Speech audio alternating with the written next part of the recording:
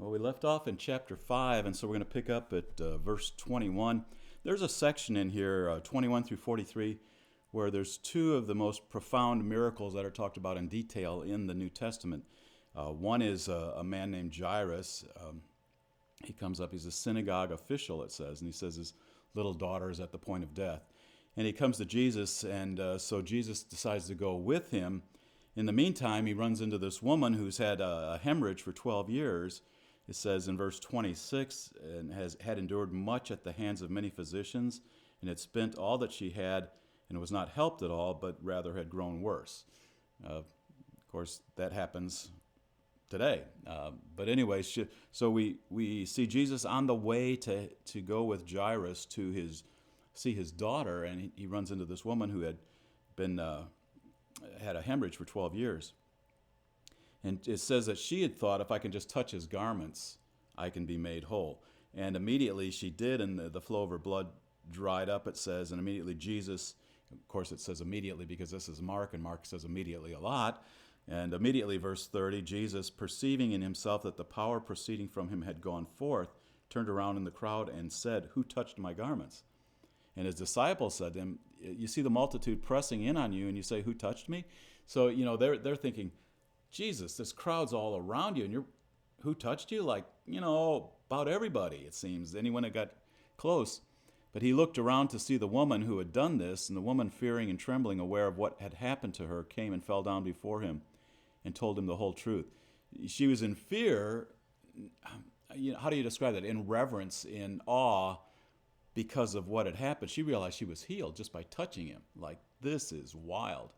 And then one of the key statements in the New Testament that we take a lot of our thinking from, really, in verse 34, and he said to her, "Daughter, your faith has made you well." And so, we see this in our society today, in the church world today.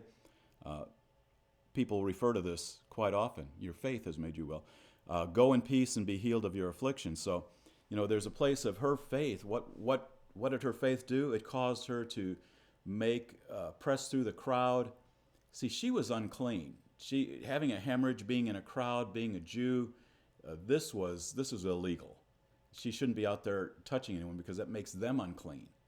And so, she going into this crowd was really a big step of faith. Her fighting her way through this crowd, being in that condition that she was in. She shouldn't be around people. But she was, because she knew if she could just touch him. So her faith drove her past every other hindrance, every other, even through the mandates of the law. She went over and above that because she thought probably Jesus has more compassion than is given through the law, and she was right somehow here. And so it says, while he was still speaking, verse 35, they came from the house of the synagogue official saying, "Your daughter has died. Why trouble the teacher anymore?" And right in this next verse, we see one of the other verses that's quoted a lot regarding people when they're in a tough situation. Verse 36, but Jesus, overhearing what was being spoken, said to the synagogue official, "Do not be afraid any longer, only believe." Only believe. There's been hymns written on only believe. There's been, songs that are sung at major crusades, only believe. It's been a kind of a calling card for so many. So we see two of these strong words here from Jesus. It says, "Your faith has made you whole," and "only believe." Both of them dealing with this realm of faith. And so profound healings in this chapter, in chapter 5 of Mark.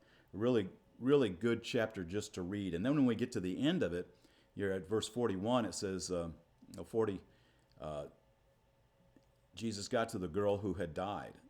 And in verse 40 it says, and they began, he said, I guess I got to go to 39. He said to them, "Why make a commotion and weep? The child has not died, but is asleep." And in verse 40 they say, and they began laughing at him, but putting them all out, because they knew she was dead. It's like, he says she's asleep. He put all of them out. He took along the child's father and mother and his own companions and entered the room where the child was. In verse 41, and taking the child by the hand, he said to her, "Talitha cum," and Aramaic, which translated means, "Little girl, I say to you, arise."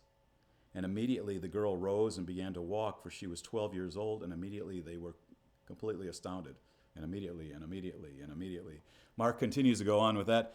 Mark, when he writes this, is pretty excited about everything, and why not? And it's really interesting here in verse 41. He takes her by the hand and says, Talitha cum, little girl, arise. I say to you, arise. We see this repeated. As we get into Acts, we'll see Peter's in a similar situation where he's got someone who's died, and he kind of turns around, prays, comes back, and basically does the same thing that Jesus did here. And so Peter was aware of what happened here. He was one of the ones probably in the room, because it says his companions were with him, along with the child's mother and father. And so it looks like Peter learned from Jesus' example here, but it was amazing because he, when he was talking about the girl's state, he said she's only sleeping, because he knew that this death is temporary in her case, and she was resuscitated. This isn't what we would call resurrection, because in resurrection, in true resurrection, we get a new body. This is more of a resuscitation. And so she was dead, she was resuscitated, made alive again. Resuscitation doesn't mean she wasn't dead. It just means that she didn't rise with a new body at this point. This is not the resurrection. This was a raising from the dead to live a few more years in this life. So we move on from there to chapter 6, and Jesus goes to his hometown. He's in Nazareth. And in his hometown, people were listening to him. They're kind of amazed by him, but yet they're like, verse 3, it says, "Is not this the carpenter, the son of Mary, and brother of James and Joses and Judas and Simon, and are not his sisters here with us?" And they took offense at him. So, he's saying all these incredible things, and so many really wonderful things are happening, but they're thinking, we know Jesus. This is Mary and Joseph's boy. What's the big deal? And Jesus makes one of these other famous statements. In verse 4, he says, "And Jesus said to them, a prophet is not without honor except in his hometown and among his own relatives and in his own household." It's like people that know you think they know all about you and disrespect you. So even if something miraculous or wonderful is happening through them, it's like, it's only Ed. It's only Chad. It's just, we know them. They're nothing. And here they're kind of saying that about Jesus. Well, he's just, his brothers and sisters are here. He's Mary and Joseph's kid. He's a carpenter. What's the big deal? And but in verse 5 then it says, "And he could do no miracle there except that he laid his hands on a few sick people and healed them. And he wondered at their unbelief. And he was going around the villages teaching." So he's going around. He's in Nazareth, his own hometown, and there he can't even do many miracles. It says he could do no miracle there except to lay his hands on a few sick people and heal them. And he wondered at their unbelief. So Jesus' actual ministry was restricted by the unbelief of the people. And that's in direct contrast to the last chapter where we see these, your faith has made you whole, and only believe.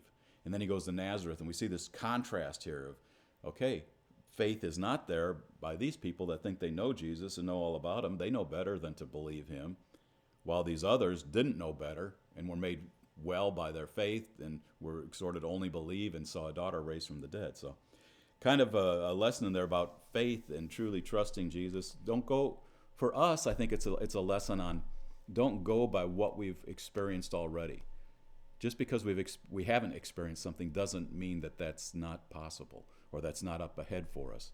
And I think that would be real key. So we go out and verses 7 through 13 in here, the disciples are sent out. He summoned the 12 and sent them in pairs, giving them authority over unclean spirits. He instructed them, verse 8, they should take nothing for their journey except a mere staff, no bread, no bag. Do not put on tunics. And it says, verse 10, wherever you enter a house, stay there until you leave town. And anyone doesn't receive you, shake your dust off your feet.